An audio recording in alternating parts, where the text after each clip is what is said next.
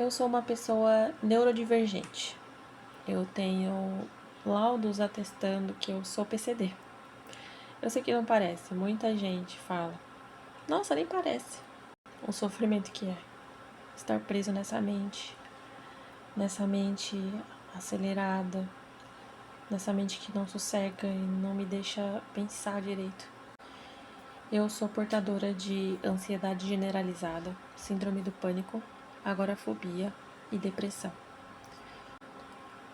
Eu fui diagnosticada há alguns anos atrás, quando eu entrei em parafuso.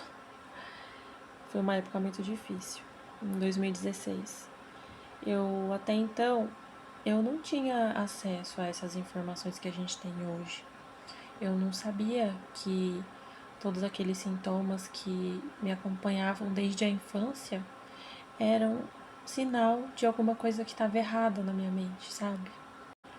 Eu fui simplesmente me acostumando a viver assim, me acostumando a saber que eu era diferente dos outros, mas mesmo assim não ter muito o que fazer e ter que conviver com isso.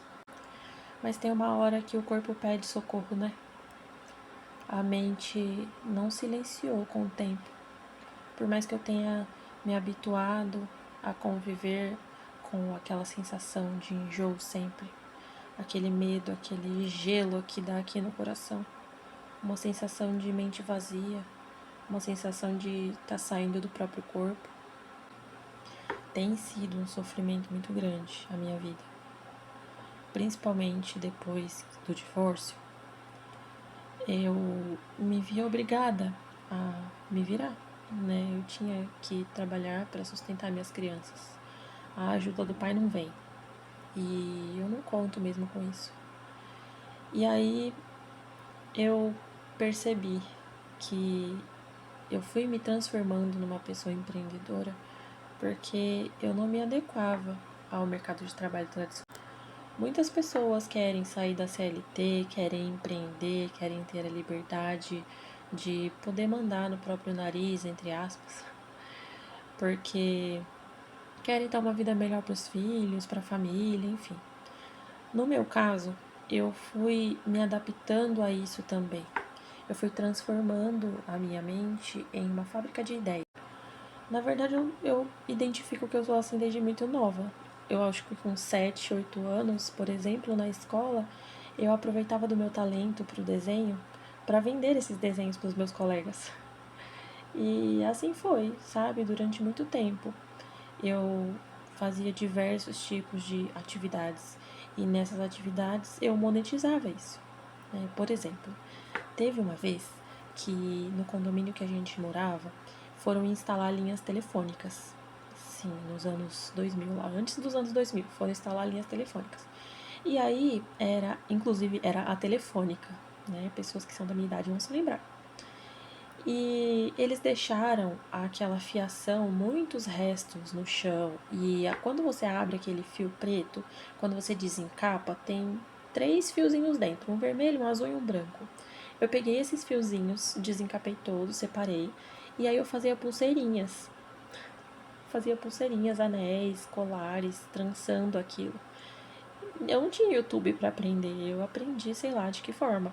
E eu fiz essas pulseirinhas, e como a gente morava num condomínio, e a gente estava no segundo andar, eu colocava uma cadeira na porta da minha casa e uma bandejinha bem bonita com todos as bijus que eu tinha fabricado e vendia 25 centavos, era bastante dinheiro naquela época, né? 1996, 97, 98, por ali. 25 centavos, 50 centavos, 75 centavos. E, por exemplo, teve uma vez que a gente tinha televisão com videocassete. E o meu pai sempre trazia pra gente fitas da Disney. Era Rei Leão, era Aladdin. E aí o que a gente fazia?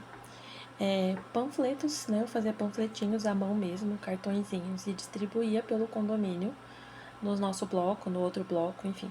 E aí a gente convidava as crianças para uma sessão de cinema. E aí a gente cobrava 25 centavos por cabeça. Então, eu sempre fui empreendedora, porém, com o tempo, a necessidade de você sair da escola, arrumar um estágio, jovem aprendiz hoje em dia, né? Conseguir um emprego e tudo mais, tudo isso era uma coisa muito fora da casinha pra mim, sabe? Eu nunca me vi fazendo nada disso. Eu tentei algumas vezes. A minha carteira de trabalho tem alguns registros. Com 3 meses, com 4 meses. O recorde foi esse ano, que eu fui contratada em dezembro, home office, e eu acho que foi por isso que durou tanto tempo. E eu consegui levar até julho. Então, era uma empresa muito boa, era um trabalho muito bom.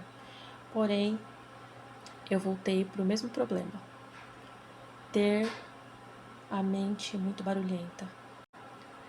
Foi horrível, assim, sabe? Eu sempre me julgo muito por causa disso.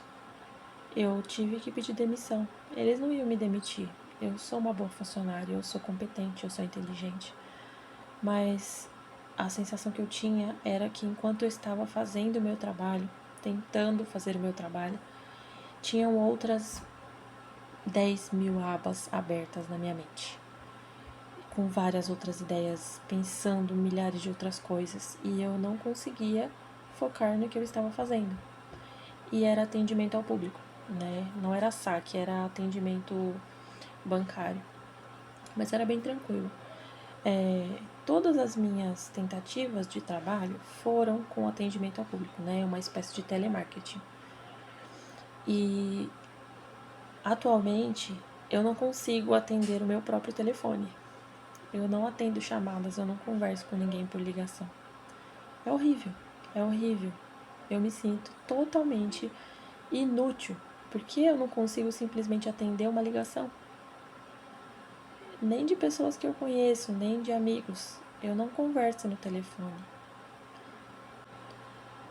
Mas empreender foi a minha saída.